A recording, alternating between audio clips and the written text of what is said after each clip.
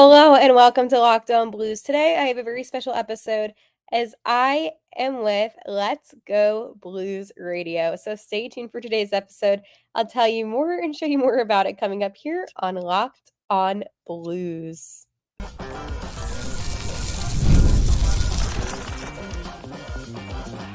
You're Locked On Blues, your daily podcast on the St. Louis Blues. Part of the Locked On Podcast Network, your team every day. Hello. Before we dive into today's episode with Let's Go Blues Radio, I just want to let you know that today's episode is going to be more of the Locked On Blues Radio hosting, but it's still going to be great Blues conversation within the next couple of days. Also, today's episode is brought to you by FanDuel. Make every moment more as playoffs wind down. The sports stop sporting like we want them to, but this summer, FanDuel is hooking up all customers with a boost or a bonus daily. That's right, there's something for everyone all day or all summer long. Visit FanDuel.com to get started.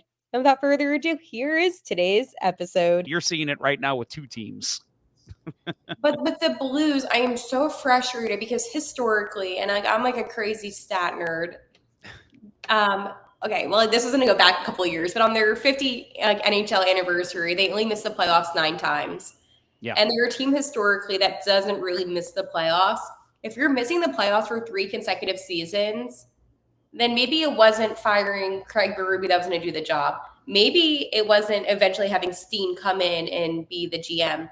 Maybe it's the fact that you just weren't aggressive enough during the offseason or trade deadline to get actual players that are not just lackadaisical on the ice. I mean, oh my goodness. I like Torrey Krug. I do. I do too. But that contract, and I feel very bad that he's injured, but that contract was so stupid. Not a good one. And I get that they like some of these players, like they've been with the team, but you have to let guys go. Like I can't stand Justin Folk right now, and it's no hate on him. Nick Leddy, like why? I agree. Nick Leddy was the one that really puzzled me because I thought when he came in, I thought, okay, yeah, he's a great, I mean, still to this day, great puck mover, but maybe even better than Parayko in that sense. But defensively, I feel like he is a disaster. Justin Falks took a huge step back last year, and maybe that was because of injury. We'll see what he does next year. But yeah, actually, Torrey Krug's game last year, I liked it. I thought he played a lot better. And I was excited to see how he'd take another step forward possibly this year. Now, I don't think he's ever, even if he does play this year, I don't think he's ever going to live up to that contract. But if he can play the way he played last season, that's at least like, okay, we're getting somewhere with the second pairing guy. But who knows what's going to happen with that injury. Yeah, they set him up to fail with that contract, honestly. They should have just given him maybe like a 3 to 4 year deal. Less money, and then I feel like the fan base would have actually supported him more so than how we all are just angry. Yeah. And him not wanting to move last season, I get it. Honestly, valid. Like, I got his point loud and clear. I just think that the NHL has a hard cap, and it's really unfortunate that the Blues can't do more than they can do. But it is frustrating when you go from being a Stanley Cup championship team after being the worst team in hockey though for majority of the season, to then literally not making the playoffs for 2 consecutive seasons. It's brutal. It's rough. And I agree with you on the Krug contract. I'm actually okay with the money in term if you don't give him a no trade. And the fact that they gave him a no trade was like, come on. Like, you are just handy. And like you said, the whole defense has no trades. So it's like, you don't give yourself any flexibility here when you do that. So that to me is Armstrong's biggest mistake, but we'll see. I know a lot of people weren't. I don't know how you feel about the Ryan Suter signing. I like it, especially because I feel like they knew probably there's a chance Krug wasn't going to play. Yeah, exactly. It wasn't just sprung on him. So I think this is a good signing because he's a guy that can step in and help some of your younger guys that might be coming up too. He won't play more than 20 minutes a game. I think that, he's going to probably be on the third or second pair. I don't think they're going to have him go on the first at all. But he's going to be mostly important in the locker room, and he's going to be able to, especially, as you mentioned, help the younger guys. But the signing didn't make sense to me at first. I truly didn't understand it. Now that you're bringing back Scott Perunovich, you're bringing him back, which I was surprised about, to be honest. Yeah, me too. Like, oh, people got mad at me for being surprised, but I'm like, that was my reaction. You have him, you have Tyler Tucker, who I'm a fan of, but I was surprised about Suter, but I think now it makes sense with Krug. I know we won't find out for 6 to 8 weeks officially, but he is indefinitely out. Not a bad signing, to be honest. It was quite a steal financially, too. No, and I also figure that maybe at some point this season he can be traded to Colorado and Utah, so that way he can play for all the Central Division teams. That's so cool. I didn't wait.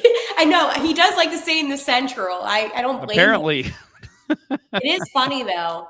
But I'm also another player that signed with a Central team, my boy Pat Maroon. I don't like that he's with the Blackhawks. No one does. That bothered me a lot. I saw that and I was like, seriously, dude? Well, and going from Boston to Chicago too, like, come on, man. Like, you're just going on a tour of making people in St. Louis not like you. Well, the funniest thing is with Torrey Krug, obviously we beat the Blackhawks, the Bruins. I'm getting all mad about the Blackhawks. We beat the Bruins, and we really did like outplay Torrey Krug in every single way in that series. Yep. And then it's kind of ironic that then he's here now, and I just think it's kind of like poetic. But for Pat Maroon, I'm like, this is like the opposite of poetic. This is like how you repay us. The one season you were here, we got you the Stanley Cup. From where you're from. I don't know if you can see it over my shoulder here, but there's the Bozak trip. I've got it framed over there. Yep. Yeah, it's one of my favorite moments. I mean, I hate to say that it's one of my favorite moments because, I mean, obviously it was a very bad missed call. But, man, as you know, in Blues history, how many shitty calls have gone against the Blues? You know, and it's like we finally got one that went our way. The reaction, though, from all those Boston fans. I will never forget that. They were so mad. I remember something was thrown on the ice. Like, they were fuming. And I'm like, well, you guys are scum. Oh, am I allowed to say that? Scum? You can say it. Say whatever you want. They're scumbags, those Boston fans. Yes, they are. Well, it's funny. Quick side story. So I work with a gentleman from Boston, and he's a big Boston sports fan. And so I had to ask him, and I asked him in front of people who do not know sports at all. And so I asked him, I go, do you consider yourself a masshole? And everybody was like, whoa, why'd you say that? And the guy was like, no, I'm not. He's like, I'm not like those normal Boston fans. And like, everybody's like, you're not offended by him saying that to you? And he's like, no, because massholes, those are Boston fans. Yep. And I'm like, thank you. You agree. And he's like, yeah, most of them will gladly tell you they're massholes. It's so true. And they were not classy to us whatsoever when we won. No. It was not the sportsmanship that you would expect to see after a team wins a Stanley Cup for the first time in franchise history. Yep. I thought maybe a little bit more respect. I mean, we took them to a Game 7. Yeah. And it was a heck of a series. That was, I know you lost, and it sucks to lose when you make it that far. But man, I mean, that was an exciting, fun series for everyone. I mean, they still say what wasn't Game 7 the most watched NHL game in the last 30 years or something? Yep. And that's the thing about it. I mean, honestly, that Game 7, I'm not going to lie. I was sitting at home. My dad was sitting next to me, and I couldn't move the whole game. Even though I know that we took the early lead, I knew that we were doing well. I just was like, the Boston Bruins scare me. Yep. But I wish I could have been a little bit more enjoyful of the game, if that's a word I just made up. But I couldn't enjoy it. I was so excited, but at the same time, I was holding my breath. And then that final minute, when they were up against the boards, I was like, please don't do anything. Just let it. I mean, I know we had like a big lead, but the point is, it was a very exciting series. Like Lila Anderson, she's doing well now. Like everything about that series, just the Blues had to win. Yep, I agree. Yeah, and I love sports. I love them so much, and I never want them to stop. But as the playoffs wind down, we get fewer games, and the sports aren't sporting like I want them to. But FanDuel is letting me keep the sports going whenever I want. All I have to do is open the app and dream up bets anytime I'm in the mood. And this summer, FanDuel is hooking up all customers with a boost or a bonus daily. That's right. There's something for everyone every day all summer long. So head over to FanDuel.com and start making the most out of your summer. FanDuel, official sports betting partner of Major League Baseball. Yep. So that was amazing. That's Yeah, so we sat at the top or the bottom of the top tier, like the third row. And I mean, as you saw pictures of and videos of, it was packed and it was the loudest. They weren't even there. It is the loudest I've ever heard an arena. I just remember being at home and I'm super, super, superstitious. Like if I'm like watching like all the other games, I had to sit on the same exact spot, had to wear the same exact thing, nervous. And as soon as they won, most people would celebrate. I began crying. Yep. Like that was my first reaction, was just to cry. And I don't think that, when we went Blues Day, I always rewatch that Game 7. It's like my tradition now. Every single time the final buzzer goes off, I just cry. Yeah. Yeah. So for me, I thought I was broken. I think I was just so shocked because like everyone around me is crying. I got my best friend with me. I've got I got my wife with me. I got other friends with me. And like, we're all just like, they're all crying their eyes out. And I'm just standing there, and I'm just staring and they're like, what is wrong with you? I'm like, I don't know. Is this actually happening? And I didn't cry at all the first night. It wasn't until the next morning. I think it was the NBC Sports app. Like, watch the whole coverage of the Stanley Cup celebration. And it was like the last 10 seconds of the game. And then you see all the players. The minute the buzzer went, I just burst into tears. And I'm like, there it is. Okay, I am human. Watching them celebrate. Oh my gosh. And even Gary Bettman being like, in St. Louis, you finally did it. And then when he got Alex to come up and he like hoisted the cup and it's still so hard to watch. Even, what's funny though, when I know the Knights won a couple of years ago, and I didn't have the same emotion that I did though, seeing Vladdy win with the Panthers this year. That hit me hard. Yeah. Yeah, it was awesome to see him do it. And again, Golden Knights, I'm not a Golden Knights fan. I was happy for Pietrangelo and Barbashev, but I was like, For Vladdy, I was like, thank God, I'm glad he won a second one. And how about that? Another one with a franchise that never won it before. Yeah, because then you had the Knights win their first one, then you had the Panthers win their first one. And our guys, maybe it's the former Blues players on that team that just bring good luck to first-time, cup-winning franchises. There you go. Except I hope the Kraken never win. Why is that? You hate the Kraken, huh? I do. Is there a reason? It's ironic because that's our first, game of the season, but really our day game. But I really hate the Kraken. I think that everything about that franchise just rubs me the wrong way. Is there a reason behind that? I think the ownership, honestly, and how it kind of came about. I also blame the NHL for I know they want to push that because they want to get fans out there in Seattle, but they never would post us here in St. Louis. Like the NHL never really went out of their way to promote the Blues. And we see how they are in Chicago. We see how they are with the Stars and all these other teams, the Rangers. And the Blues, I feel like, always get neglected. So I feel like maybe it's this resentment towards the lack of interest that they have in us. Yeah, maybe that's it. That might be it. That's a good call. I did tell you before we got started here, Haley, that I had a game for you. We've been doing this all summer with our guests. We've been trying to play a different weird type of trivia game. This is one that is very much related to you. Did it happen in St. Louis or Philadelphia? Oh, no. So I have got 10 different just random events that have happened over time. And you need to tell me, did it happen in St. Louis or Philadelphia? All ready to play? Let's go 1 for 10. How are you a history buff at all? Somewhat. We'll see. Okay. Let's see how we do here. All right. The first one. This city was founded originally as a French trading post by a trader named Pierre Laclede. St. Louis. St. Louis. That is probably the easiest one I'll give you, just to let you know. 1 out of 10, baby. All right. The first free kindergarten was founded in this city on August 26th, 1873. St. Louis. That is correct. I'll provide a little background on some of these. The first free kindergarten in the country opened in Carondelet. Susan Blow taught the children in the morning at the DePere School, while educating the teachers in the afternoon. Within 10 years, every public school in St. Louis had added kindergarten. School districts nationwide followed suit in the coming decades. I didn't know that. That was one that I learned today. I thought that. So obviously, I've been looking to maybe potentially relocate one day to St. Louis. Yeah. And I know that St. Louis does have very good schooling out there. So that was because Philadelphia, they don't. So that was what I guessed. Well, there you go. You got it right. So you're 2 for 2. Let's keep going.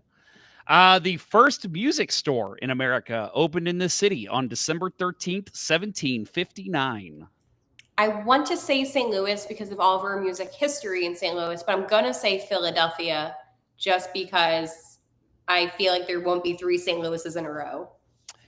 Well, you guessed correctly. Yes, because I would have thought St. Louis too, but it is Philadelphia. Opened by Michael Halagus. Strict Calvinists and Quakers were opposed to the enjoyment and playing of music, which they considered a worldly amusement and therefore it was unholy. In 1716, Quakers in Philadelphia advised members of the Society of Friends, quote, against going to or being in any way concerned in plays, games, lotteries, music, and dancing. So an entire shop that sold music, including ballads, carols, folk songs, hymns, and ribald songs performed in taverns, was a dramatic shift in beliefs and behaviors. Among the shop's collection was secular music. So again, something I learned today too. So I was actually having a lot of fun doing this. I'm like, whoa, I didn't know that one. This is awesome. Yes. All right. So you're 3 for 3. 3 out of 10 so far. So number 4. Better than we did against the Sharks. That is true. You're already better than the Blues. Congratulations. Baseball's first official no-hitter occurred in this city on July 15th, 1876. Oh, it has to be the Phillies. All right. And you are incorrect. Oh, it was in St. Louis. Wow. It was actually the Brown Stockings. Oh, wow. So this was way back. This was even before the St. Louis Browns. They were the Brown Stockings at first. Wow. George Bradley of the St. Louis Brown Stockings no-hits the Hartford Dark Blues 2-0. What a name of a team. Wow. The Dark Blues. The Dark Blues. Wow. Interesting. That's like me watching the Blues at the end of last season. The Dark Blues, yes. All right, so you are 3 for 4. Question number 5. The first insurance company managed by African Americans, known as the African Insurance Company, opened in the city on February 1st, 1810. Philadelphia. That is correct. Okay. Nice. No, total guess, right? I don't know anything about insurance or anything. I just was like, you know what? Maybe Philly on this one. I didn't know that apparently Philadelphia is known for like the creation of insurance, basically. Really? Well, yeah, it's what I learned today. Yeah. There you go. Take that, Philadelphia. All right. So you are 4 for 5. Question 6. The American Medical Association was founded in this city on May 7th, 1847. St. Louis, we have a good hospital out there. You are correct in that, but that is not the answer to the question. It is Philadelphia. Yeah. Wow. Who knew? Who knew? Wow. Yep. So you are now, 4 for 6? This is question 7. The first Olympic Games ever played on U.S. soil was in this city on July 1st, 1904. I want to say Philadelphia because I'm going to stick with Philadelphia. It's probably incorrect, but. That is incorrect, unfortunately.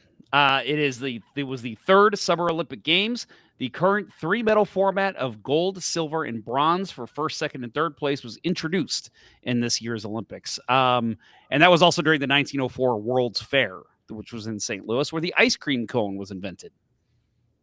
I knew that one. That one I actually knew. That's a fun fact.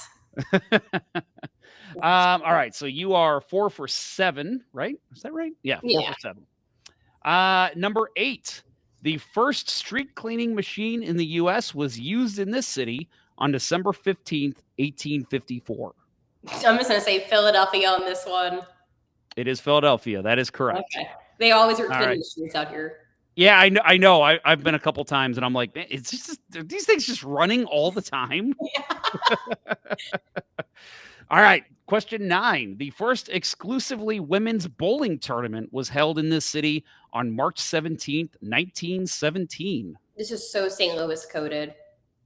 That is St. Louis. You are correct. So you are now 6 for 9. It was in 1907, St. Louis proprietor Dennis J. Sweeney developed the first women's leagues and held the first informal national women's tournament. In 1917, the Women's International Bowling Congress was formed, and the first official tournament was held in Cincinnati in 1918. So very exciting. Very exciting for you bowlers out there. You ever bowled, Haley? You big bowler? Sometimes. It's one of those things. I'm not good at it, so I kind of just ignore it. If someone's like, let's go bowling, I'm like, maybe not. I'm not good at hockey, but I still play. Hockey's different. That's true. That is true. All right, last question. So you are six for 9, right? Yep, 6 for 9. The first motion picture was shown to a theater audience in this city on February 5th, 1870. Philadelphia. That is correct. 7 for 10. Hey, that's passing, right? That's 7%. So. Yeah, that's on February 5th, 1870. Philadelphia inventor Henry Reno Hale staged a demo at the Academy of Music in front of about 1,500 people. He had invented a device he called the phasmatrope. The phasmatrope was a geared disc loaded with sequential glass slides. When spun in front of a lantern projector, it could cast a moving image onto a screen.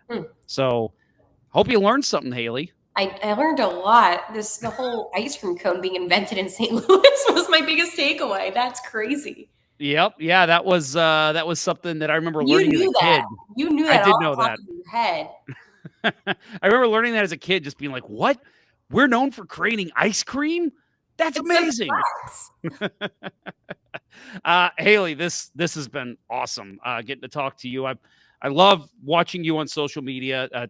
Not to make that sound creepy, but no, your social media is very active and very fun. And you've been an awesome guest. You do a great job with your coverage of the Flyers over on the Philly Sports Network. And of course, Locked On Blues, which is a great daily show that you've taken over in the last little while. Please let our listeners know where they can find your work and how they can interact with you on social media. Yeah, absolutely. So basically, want to talk Blues hockey with me, best way to do that is on Twitter at Locked On Blues. I do reply to tweets, DMs, whatever, as long as it's Blues topics. And then on YouTube at Locked On Blues. So just honestly, if you just search Blues and Kevin Hayes, I should come up right away. Every tweet. Oh my God, Haley, geez. No, well, the bad thing is during the season, I have a tendency to live tweet during games. And I had to stop doing it because every tweet would be so negative. And I'm like, this is not good for the brand. Yep. That's me too. I actually last year told myself you're only going to tweet a couple times a period. Yeah. And that way because I noticed there's times too, and you're probably the same. You're sitting there tweeting on your phone or your computer and you're like, shit, I just missed a goal. Yeah. And it's like, I told myself, stop doing that. Just watch the game and an intermission, you can tweet away. But I'm so angry so many times during the game. I need everyone to know my anger and my frustration. But yet, when they do well, I don't tweet. Yeah, exactly. I'm the same way. I had somebody once when I was in the media message me and say like, man, why are you so negative? And I'm like, because I did this wrong and that wrong. And he's like, yeah, but what about that great goal? And I'm like, yeah, you're right. I didn't mention that, did I? And it's like, I should talk about all of it. I mean, you're always having to talk about the team and, for me, it's every day. I know, you're all the time too. Sometimes, the negative stuff, you just need to talk about a little bit more than the positive stuff. If the team was really, really good and they went undefeated, 82 out of 82, we wouldn't have things to talk about. That's true. Yeah, like the old, what was that old Verizon commercial with the Washington Capitals going 82-0? Yeah. Yeah. Reporters are like, same thing. Ovechkin scored 3 goals. Capitals won. Done. Every episode of Locked On Blues would be like, hello, welcome back. Yeah, we won. All right, see you tomorrow. Yeah, everyone have a great day. I'll see you tomorrow. Talk about the other win that we just had. Oh, my gosh. And they finally lose to the Sharks. That's right. Yes. Of course, the Blues will have to go 79-3 so they can lose to the Sharks. I hope you guys enjoyed today's episode. I cannot wait to talk to you tomorrow. And like always, let's go Blues.